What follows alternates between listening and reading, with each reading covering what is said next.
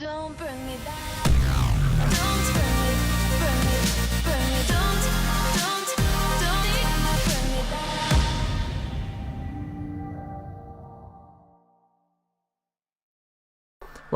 Welcome.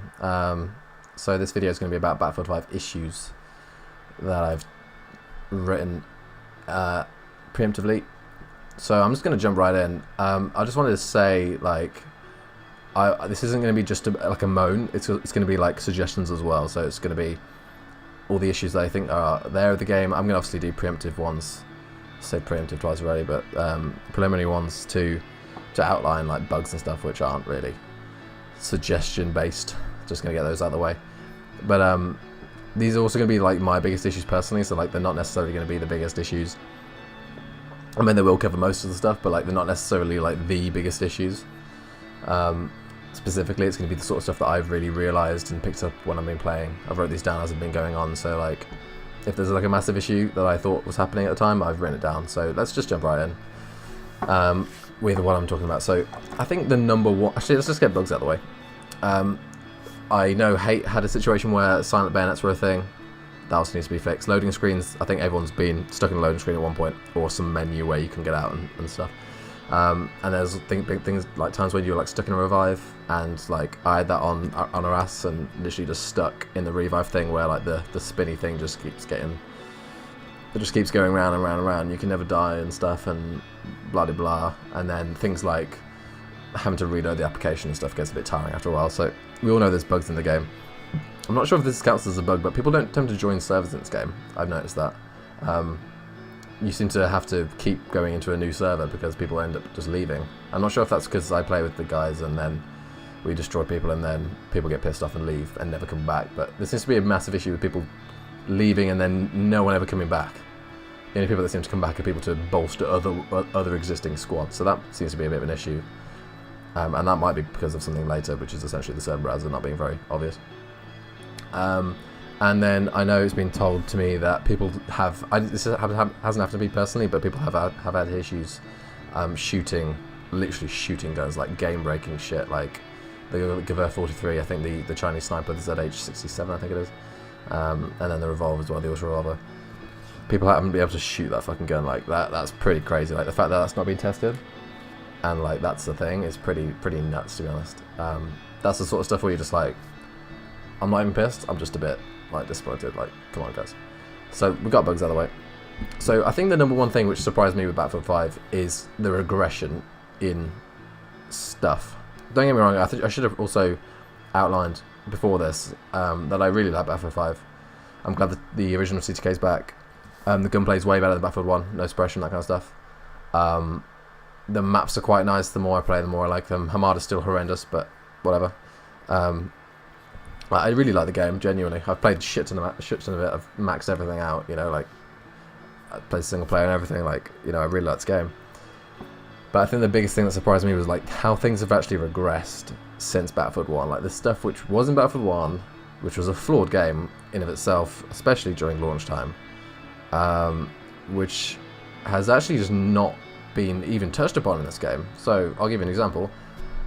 If I'm a competitive dude, rental servers. Like, how do you go from a situation where you've got a very basic system, which doesn't really count for much, which gives you money as well, which I think is one of the most surprising things. Like, obviously, RSPs are for like custom game modes, community servers, which you saw a lot of BF1. I know Domination thing was a lot of like custom stuff, and obviously the backbone of competitive stuff, which isn't a huge group of people, but it's a sizable enough amount of people who are willing to spend their money on buying a server, which can be expensive, really expensive if you buy it for years. And this game only lasts for years, so if they did have one, you'd have to basically buy the year one, the 2-year one, or the year one. That income's just being completely fobbed off, and you're thinking in an industry of microtransactions that would be a thing. That they'll be like, okay, I mean, they currently don't sell anything in this game, apart from just obviously the deluxe edition, but I've already got that, so I literally can't buy anything in this game, which is fine. But like, where are you getting your income? Like, if your profits are down from Battlefield 1 in comparison with this game, then surely you should be desperately making that up in some way. And I think one way to do it is to guarantee that is to make people who clearly did buy a lot of custom servers to introduce that, and you don't even need to. This is the regression point. Like, you could have literally done the same thing. I would not have made an issue. Yeah, I mean that RSPs obviously needed fixing. I think I mentioned this in my Battlefield 1 video. Things like not being able to turn the weather off and stuff in Sinai Desert made that. It was a good map, made it unplayable competitively. Like, it needed fixing, but like, you could have literally copied it. I'm not a game developer. I don't know how hard that would be, but it seems out of all the things that they've done, one of the easiest possible things they could have done is copy and paste stuff which is already in Battlefield coding and is already a thing and has already been tested and played on for a year and more. That seems surprising to me, especially when you talk about the income stuff. So I need to hurry up with this sort of stuff. But you get my point. That's pretty crazy. And incursions. There's no discussion about this. Isn't here. Clearly, feedback was a waste of time. Or has it been a waste of time? Has it been dropped? Like, some sort of timeline would be nice, in my opinion, to sort of give an idea of what the hell happened with that. Like, what was that? It doesn't have to be right now. Obviously, there's bigger issues, bigger fish to fry. But like, you kind of got to give a bit of a timeline on that, as far as I'm aware. It's pushed pretty hard.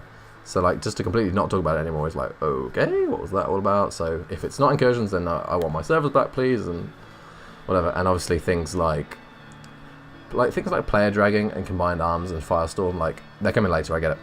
Well, supposedly. They're used to sell the game, and the fact they're not here is a bit like, okay, so and this is obviously after they delay the game, so to not have stuff you sell the game on and then delay it, and then to still not have that stuff, and then especially with player dragging and then go, maybe we can't do it at all, is like, that is close to, if you really want to go there and be extreme, I don't necessarily think this, but that could be seen as some sort of fraud or misleading selling, to say something's in the game and then not do it, or to do it extremely delayed to the point where you don't want to play the game anymore. That's pretty crazy. And also, combined arms sounds like a bad idea anyway, personally, but whatever.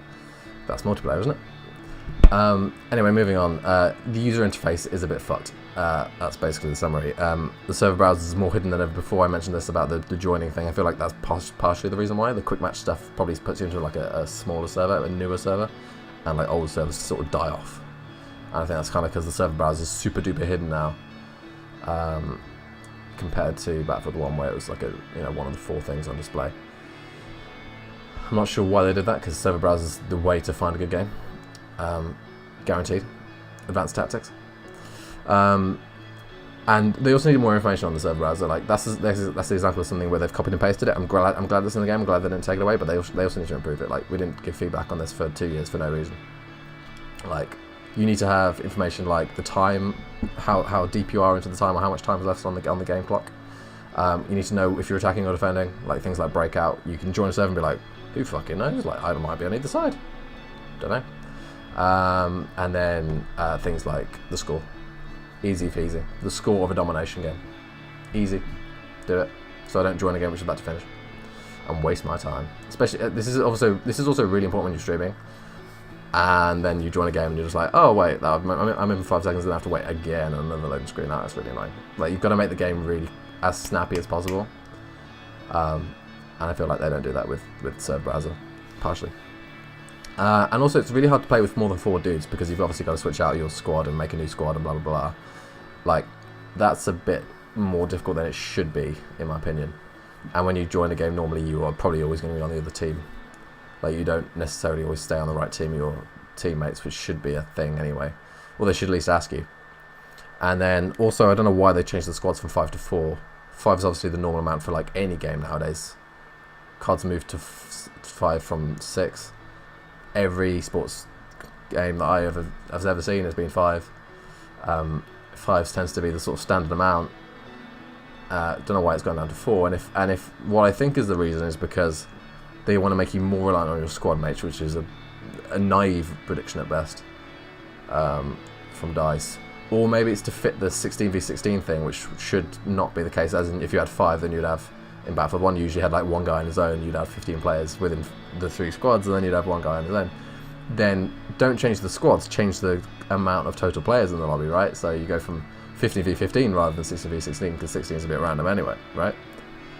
I'm not a genius, but like, that seems to be fairly obvious, to leave the squads as they are, and to not change them down to 4. I'm not sure why they did that, because obviously now the sniper in your squad's even more annoying, because now you've only got 3 guys rather than what you would have 4 if it was a 5-1. I think I put this under user interface because it's kind of going into a big point about assignments in general. Weapons assignments aren't representative of skill at all. They're essentially like skill. They're not skill based really. They're more like just hoop jumping. And I say not skill based really because obviously you've got to use a lot of skill to get these later ones. Things like headshots in an objective area, which are really difficult, but they're very circumstantial, and you've got to really jump through the hoops. Like you don't necessarily like the better players don't end up headshotting people 10 times in their life. Like that's not really how they're good. They're not good because they do that. They're good because they consistently win gunfights in the appropriate way to get them. You don't necessarily always need to aim for the head or necessarily sit on the objective area. Usually sometimes it's good to get off the objective area and look inwards rather than to be in the objective area itself. Like it's not necessarily representative of your skill, and I think this sort of hoop jumping stuff should be on the medals and ribbons, right? Because they're easily forgotten. Medals and ribbons are in the game, believe it or not. I mean, you wouldn't know about it because their actual purpose to be on a soldier uniform is completely gone because they're not onto soldier uniforms and they're not allowed to be, which is a complete missed opportunity in my opinion to make it. That's a cool little thing. So, you could have like a space of pick 3 of your best medals that you've got to show off on your character. Like that'd be cool. Same thing with the ribbons. Have like the 3 little ribbons. Like you see like a general with this stuff. Like that's a pretty blatant thing to do in a shooter game, in a World War II game or World War I game. That's pretty obvious, but they've not done that, which is a missed opportunity. Like I said, I think that people would like that sort of stuff. That sort of visual customization. And it obviously incentivizes people to play the game and do this stupid shit that you should be able to do for medals and stuff. Like, and therefore, I think you should make assignments more.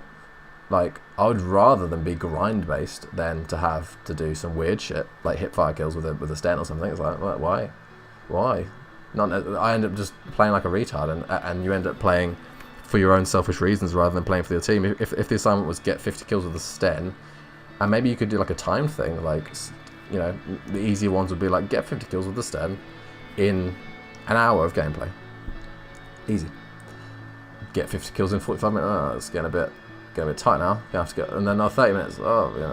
And then you get an accordant skin for it. Like that would be better. Or if you just want to fuck the time stuff, because that'd probably be hard to track, maybe. Then just make it a grind thing. Just say, gold. People with gold camouflages for these certain bits have got, every 1,000 kills with this gun, you get another gold piece for your gun. Make it grindy, like, and therefore you would guarantee people play the game for ages instead of. I mean, I'm someone who's trying to get gold with every single gun, but if you weren't that sort of player and you really liked the SDG, I think everyone's got gold SDGs, to be honest, because it's a super good gun with pretty easy assignments compared to other ones, and it's in the assault class, and you could have just got gold and just left it like that, and then you either carry on playing the game or you get bored of using the same gun, or you get so used to the gun that you don't want to play with another gun, and people won't play the game as much. So I don't know. I just feel as if that the assignment stuff's a bit fucked, and you need to make them more understandable, more deserved, less about jumping through hoops, less circumstantial. Depending on like you need to get really easy opponents to even get 10 headshots in one life on the objective area or something. It's just like you really got to have the right circumstances going on. It's not necessarily skill. You've got to have people lying down, you've got to have people being morons, and you've got to have a certain objective area, like maybe the aerodrome, like main hangar would be a good place for that, but maybe other maps are useless for it, and that kind of stuff. It's just like, or maybe even if you, I know Battlefield really wants to avoid COD stuff, but like, or you could do headshots. That'd be really easy, wouldn't it? Just to get 500 headshots with this gun, you get a gold piece for your gun. Or you get a fully gold piece for this gun, and every 100 headshots you get another piece, like, right? Make headshots a thing, maybe. I feel like that's better than saying like get 20 hipfire kills on the objective, or something like that, or attacking stuff where the hill's only red for a certain amount of time, and then it's useless after that because it's not attacking anymore, even though you obviously are attacking because you haven't got the objective yet. That stuff's more annoying to me.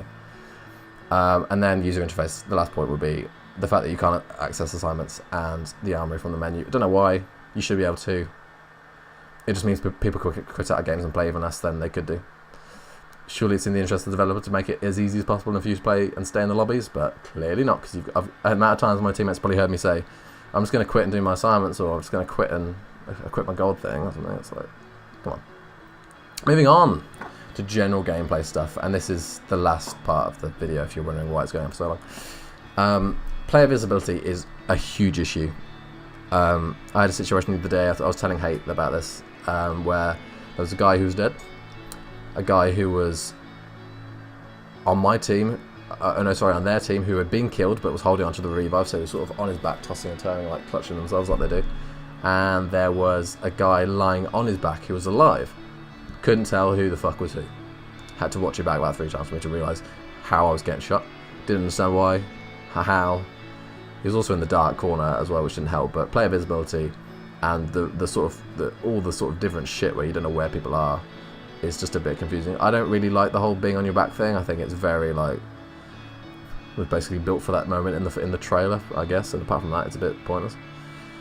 And I might as well say it now. This is point number 4 on my gameplay thing. But you can bipod on your back, which is just so stupid. Like, are you fucking balancing the things on your belly or something, and you're having like an incredible amount of fucking recoil on your abs or something?